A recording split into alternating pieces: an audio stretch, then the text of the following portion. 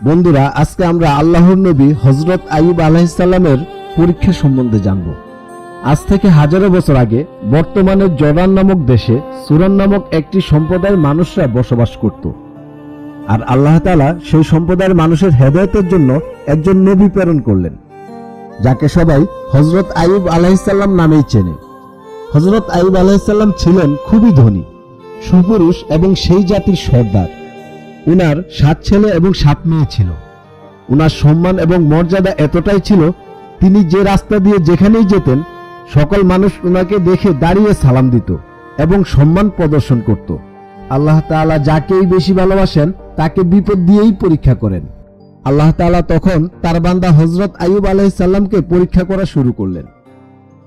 হযরত আইয়ুব আলাইহিস সালামের সব ছেলে এবং মেয়ে মারা গেল, সমস্ত ধন সম্পত্তি শেষ হয়ে গেল এবং এর সাথে সাথে আইয়ুব আলাইহিস সালামকে আল্লাহ তাআলা এমন অসুস্থতায় ফেলে দিলেন, যার ফলে আইয়ুব আলাইহিস সালামের শরীর থেকে মাংস খসে খসে পড়তে লাগলো।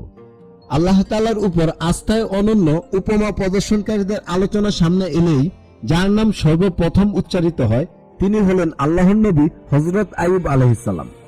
তার বয়স যখন 70-এ উপনীত হয় তখন তার উপর নেমে আসে আল্লাহ তাআলার কাছে আরো প্রিয় হওয়ার কঠিন পরীক্ষা। তার জিহ্বা ও অন্তঃকরণ ছাড়া পুরো দেহ পছন্দরে। আল্লাহর নবী হযরত আইয়ুব আলাইহিস সালাম ছিলেন রোমের অধিবাসী এবং মহান আল্লাহ তাআলার নবী হযরত ইব্রাহিম আলাইহিস সালামের বংশধর। হযরত ইব্রাহিম আলাইহিস সালামের পুত্র হযরত ইসহাক আলাইহিস সালাম, হযরত ইসহাক আলাইহিস সালামের বংশধর হযরত আইয়ুব আলাইহিস সালাম। হযরত আইয়ুব আলাইহিস সালাম যেখানে বসবাস করতেন তাওরাত কিতাবে তা বুশরা নামে উল্লেখ করা হয়েছে। হযরত আইয়ুব আলাইহিস সালাম ছিলেন সেই সময়ে বিশাল ধন সম্পত্তির মালিক। যাবতীয় সকল ধরনের ধন সম্পত্তি তার কাছে ছিল। বিশাল পরিমাণ জমি জমা, গৃহপালিত পশু এবং দাস দাসী ছিল আল্লাহর নবী হযরত আইয়ুব আলাইহিস সালামের কাছে। সম্পদ ছাড়াও পরিবার পরিজন ও প্রচুর সম্মান নিয়ে সুখে ছিলেন তিনি। কিন্তু জীবনে 70 বছর বয়সে এসে মহান আল্লাহ পাক রব্বুল আলামিন হযরত আইয়ুব আলাইহিস সালামকে কঠিন পরীক্ষায় ফেললেন। একে একে তিনি তার সকল ধন সম্পত্তি হারাতে শুরু করলেন। একে একে আত্মীয় স্বজন ও পাড়া প্রতিবেশীরা তাকে ছেড়ে চলে যেতে লাগলো। কেউ তার পাশে আসেনি এবং এক পর্যায়ে শহরের বাহিরে একটি আস্থা কুয়োর পাশেই আইয়ুব আলাইহিস সালামকে আশ্রয় নিতে হয়। তার এই বিপদে শুধুমাত্র একজন তাকে ছেড়ে যায়নি, তিনি মহান আল্লাহ তাআলার প্রিয় বান্দা হযরত আইয়ুব আলাইহিস সালামের স্ত্রী। তিনি হযরত আইয়ুব আলাইহিস সালামের পাশে থেকে তার প্রতিটি কাজ করে দেন। আইয়ুব আলাইহিস সালামের সেবা ও পরিচর্যা করেন। হযরত আইয়ুব আলাইহিস সালামের মহান আল্লাহ ভক্তি ও মহান আল্লাহ তাআলার প্রতি অসীম কৃতজ্ঞতার কারণে শয়তান হিংসা করত। শয়তান আল্লাহ তাআলার নেককার বান্দাদের পথভ্রষ্ট করতে পারে না, কোন নবীর উপরে কোনো ধরনের ক্ষমতা রাখতে পারে না। তাই শয়তান মহান আল্লাহ তাআলার নবী হযরত আইয়ুব আলাইহিস সালামের ক্ষতি করতে পারেনি, না পেরে অনেকটাই ঈর্ষান্বিত ছিল। মহান আল্লাহ তাআলার কাছে হযরত আইয়ুব আলাইহিস সালাম তার অবস্থার কথা বলতে গিয়ে বলেন, শয়তান তো আমাকে যন্ত্রণা ও কষ্টে ফেলেছে।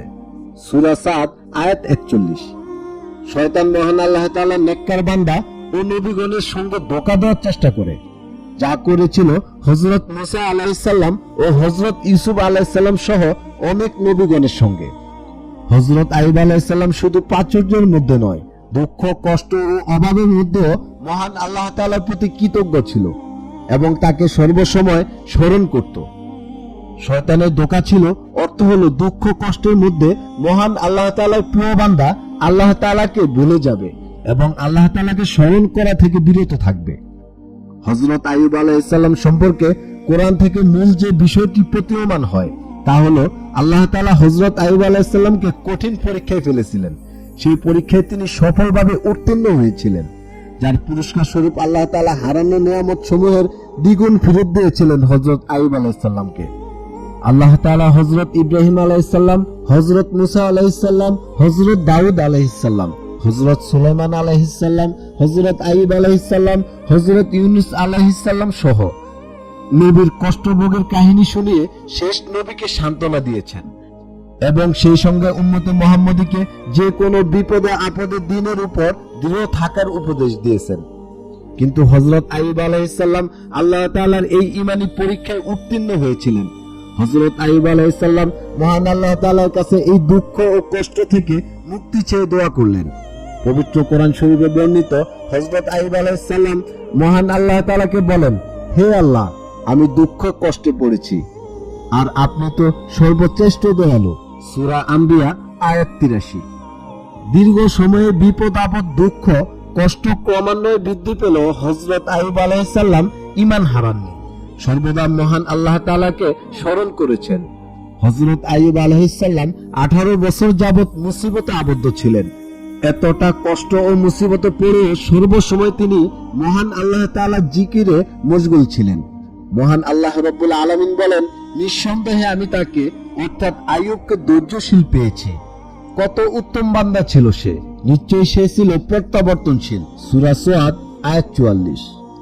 বিশিষ্ট তাবেঈ হযরত মুজাহিদ রাহমাতুল্লাহ আলাইহি থেকে বর্ণিত, কিয়ামতের দিন ধনীদের সম্মুখে প্রমাণ স্বরূপ পেশ করা হবে নবী হযরত সুলাইমান আলাইহিস সালামকে, কৃতদাসদের সামনে পেশ করা হবে হযরত ইউসুফ আলাইহিস সালামকে, এবং বিপদগ্রস্তদের সামনে পেশ করা হবে হযরত আইয়ুব আলাইহিস সালামকে।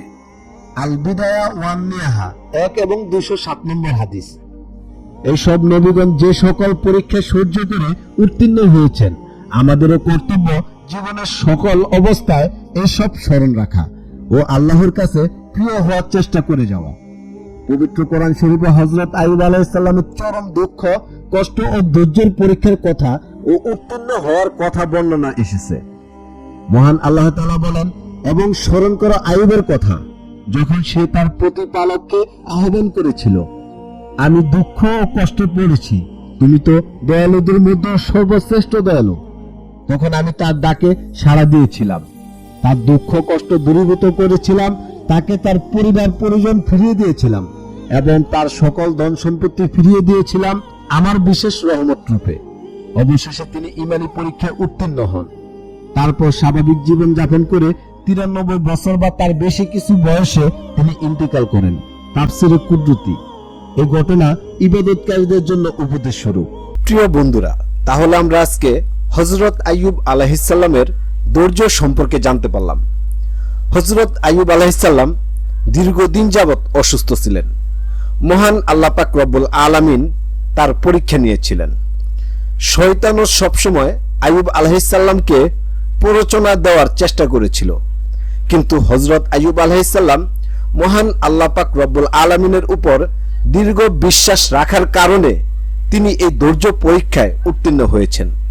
তিনি সর্বসময় মহান আল্লাহ পাক রব্বুল আলামিনের প্রত্যেকটা পরীক্ষাকে রহমত স্বরূপ নিয়েছিলেন। আমাদের সবাইকেও মহান আল্লাহ পাক রব্বুল আলামিনের প্রতিটি পরীক্ষায় উত্তীর্ণ হওয়ার তৌফিক দান করুক, আমিন। আমাদেরকে অনেক ধৈর্য সহকারে সকল বিপদ আপদ বালা মুসিবত থেকে আমাদেরকে রক্ষা হতে হবে। সবসময় মহান আল্লাহ পাক রব্বুল আলামিনের নামাজ পড়তে হবে এবং তার উপর বিশ্বাস স্থাপন করতে হবে। তাহলে মহান আল্লাহ পাক রব্বুল আলামিন আমাদের কাজে কর্মে সন্তুষ্ট হয়ে আমাদেরকে সুস্থ রাখবেন এবং মহান আল্লাহ পাক রব্বুল আলামিন মৃত্যুর পরে আমাদেরকে জান্নাত দিবেন। হে মহান আল্লাহ তাআলা, আপনি আমাদের সবাইকে ধৈর্য ধরে দিনের পথে থাকার তৌফিক দান করুন, আমিন। বন্ধুরা, আজকের ভিডিও এই পর্যন্তই। এই ভিডিও সম্পর্কে আপনাদের কোনো মতামত থাকলে অবশ্যই কমেন্ট বক্সে দিবেন। দেখা হবে নতুন কোনো এপিসোডে। সে পর্যন্ত ভালো থাকবেন, সুস্থ থাকবেন। আজকের মতো বিদায় নিচ্ছি। আসসালামু আলাইকুম ওয়া রাহমাতুল্লাহি ওয়া বারাকাতুহু।